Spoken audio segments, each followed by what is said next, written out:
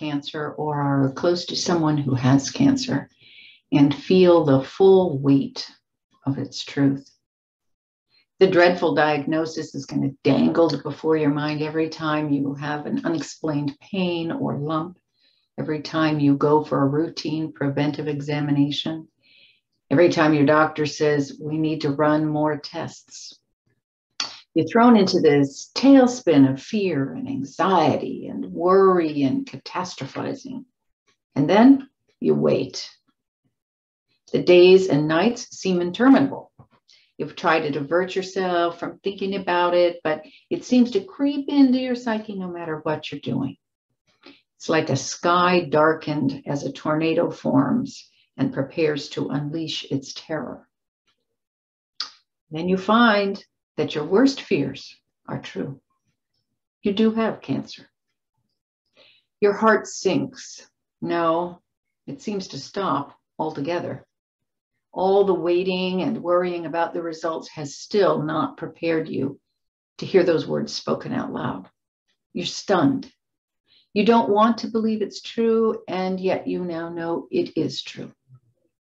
Your life kind of flashes before you in those moments when it seems your heart has stopped and you have a sense of paralysis about going forward. Those moments of paralysis do end, however. Your heart begins to regain its composure and beats as before, but you do feel a kind of somberness and silence within. You now carry this truth within you as a pregnant mother carries an unborn child. You feel hushed and stilled inside as you try to metabolize this new truth about your body and what it will mean for you as the days go forward. Then even as you begin the treatment and suffer its side effects, you settle back into your life with some kind of normalcy. You talk to friends, do your work, cook and clean, pay bills, go out to eat, celebrate birthdays and anniversaries, do the grocery shopping.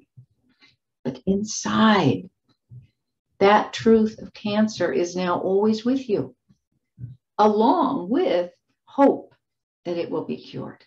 Indeed, a great deal of hope and a good measure of trust that it will be cured. And in countless cases it is. The strides in medical science are nothing short of miraculous. And when your doctor proclaims you are cancer-free, it's like being given your life back. You've stared death in the face and won. There's hardly any known words that can express the fullness of gratitude you feel, the buoyancy that bubbles up like a bottle of champagne being uncorked, the freedom of fully living again, now with a sense of the great gift that life is and with a deeper commitment to living it well. You reflect on what you've been through, what you've learned.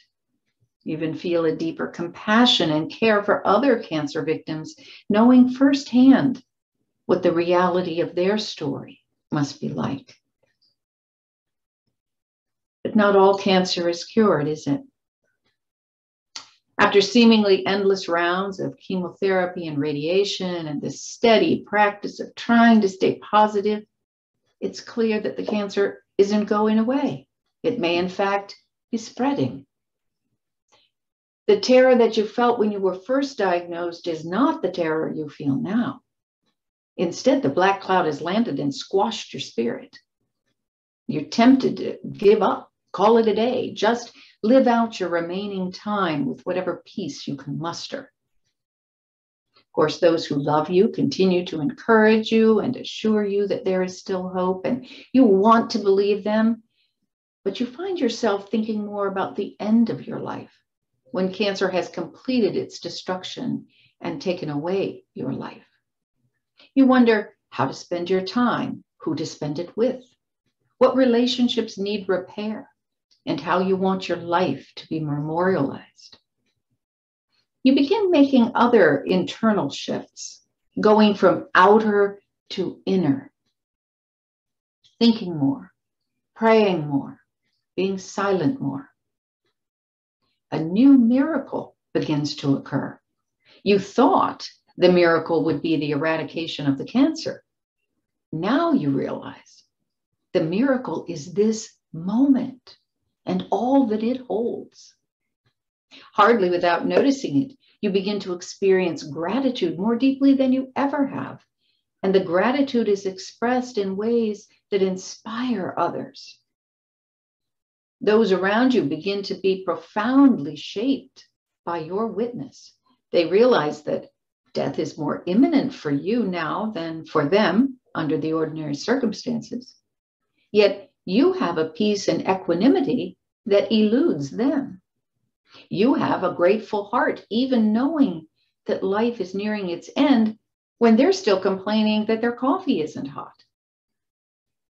You've made a psychic and spiritual shift that will reverberate in their lives long after you're gone from this earth.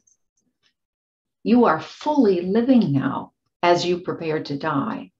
And the most beautiful thing about that is that your soul is truly seeing that life and death are not so far apart from each other. The great truth that those who reach the final stages of cancer find is that life is really for the living, and death is not a cessation of life, but a fulfillment of the real living we do as we die. In truth, we should all live as if we had a terminal illness, for then we would truly experience fullness of life rather than a mere facsimile of it. I know you have cancer, or you know someone, love someone who has cancer, and I know you will have victory over it, even if you're not cured. Indeed, in every cancer victim's journey, there will come a moment when it's not the cancer that takes center stage, but life. Life lived fully each moment. Thank you.